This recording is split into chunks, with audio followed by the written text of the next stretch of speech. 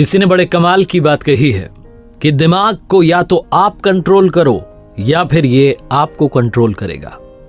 सब कुछ आप पर डिपेंड करता है। नमस्ते दोस्तों, मेरा नाम है आरजे कार्तिक। एक लड़के की कहानी सुनाता हूं जो यूरोप में एक घर में रहता था किराए से। वो अपने गांव से आकर के शहर में रह रहा था, पढ़ाई कर रहा था कॉलेज की।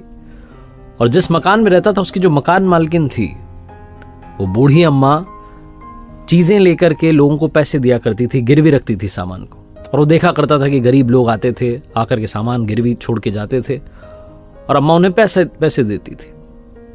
लेकिन जब वो लोग वापस पैसे नहीं चुका पाते तो उनसे और लूटने लगती, उन्हें और प्रताड़ित करने लगती, वो लोग और परेशान होने लगते। वो कहते थे हमें माफ कर दो, लेकिन ये कर्जा बढ़ाती चली जाती थी। ये लड़का जब भी उस बूढ़ी अम्मा को देखता था, अपनी मकान मालकिन को देखता था, इसको बहुत गुस्सा आता था कि क्या औरत है, क्या कर रही है, गरीब लोगों के साथ में ऐसा कर रही है, माफ क्यों नहीं कर देती कर्जा। वो ये सब देख करके परेशान हो रहा होता था, रोज सोच रहा होता था कि इसका तो गला जाकर के दबा दो। एक दिन उसके घर से पैसे आना बंद हो गए, कम्युनिकेशन भी नहीं हो पा रहा था, कम्युनिकेट नहीं कर पा रहा था घर पर कि बात क्या हुई है। फिर एक दिन तार आया कि पिताजी की तबीयत खराब है, पैसे नहीं भेज पाएंगे।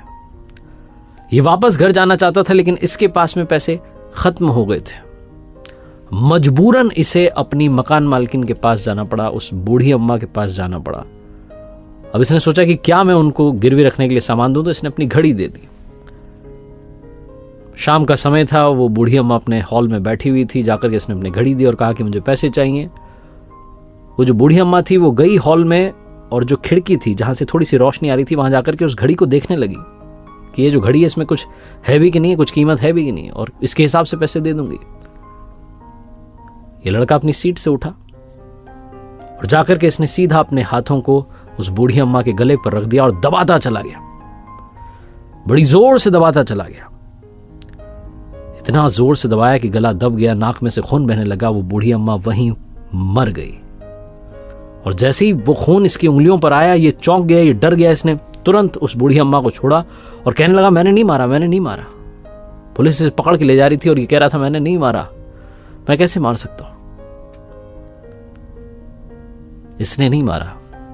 वो 2 साल से जो इसके दिमाग में थॉट्स चल रहे थे, ये देख रहा होता था और सोच रहा होता था कि इसका तो गला दबा दूं, उस थॉट ने बूढ़ी अम्मा को मारा। क्योंकि जैसे ही ये वहां गया, इसके दिमाग ने ऑटोमेटिकली इसे इस तरीके से डायरेक्ट किया कि जाओ जाकर के गला दबा दो, और इसने गला दबा दिया। क्योंकि 2 साल से यही सोच रहा था कि इसका तो गला दबा दो। उस दिन नहीं दबाना चाहता था, उस दिन तो जरूरत में था, उस दिन तो पैसे चाहिए थे, लेकिन 2 साल से सोच रहा था। छोटी सी कहानी जो हमें सिखाती है कि हमारी ब्रेन बहुत कमाल की चीज है। या तो आप इसे कंट्रोल करें या ये आपको कंट्रोल करेगी। कई बार जब हम घर से निकलते हैं ऑफिस के लिए, कॉलेज के लिए, स्कूल के लिए, तो डायरेक्शंस नहीं देने होते। ये जो सुपर कंप्यूटर है इसको मालूम है कि किधर जाना है, ये अपने आप आपको ले जाकर के वहां पर पहुंचा देती है। कई बार आप सोच भी नहीं रहे होते कि किस मोड़ पर मुड़ना है, लेकिन गाड़ी अपने आप घूम जाती है क्योंकि आपकी ब्रेन को सब कुछ पता है। कुछ अपने से काम करने लगती है। आप जैसा सोचते जाएंगे वैसा ये काम करने लगेगी। आपके विचार ही आपके कर्म बन जाते हैं। ये छोटी सी कहानी बस यही समझाती है। इसलिए जो आप सोच रहे हैं उसके बारे में सोचें कि आप क्या सोच रहे हैं। अच्छा सोचना शुरू कीजिए, अच्छा करना शुरू कीजिए। एक बार फिर से वही बात जो अक्सर आपसे कहता हूं, कर दिखाओ कुछ ऐसा कि दुनिया करना चाहे आपके जैसा।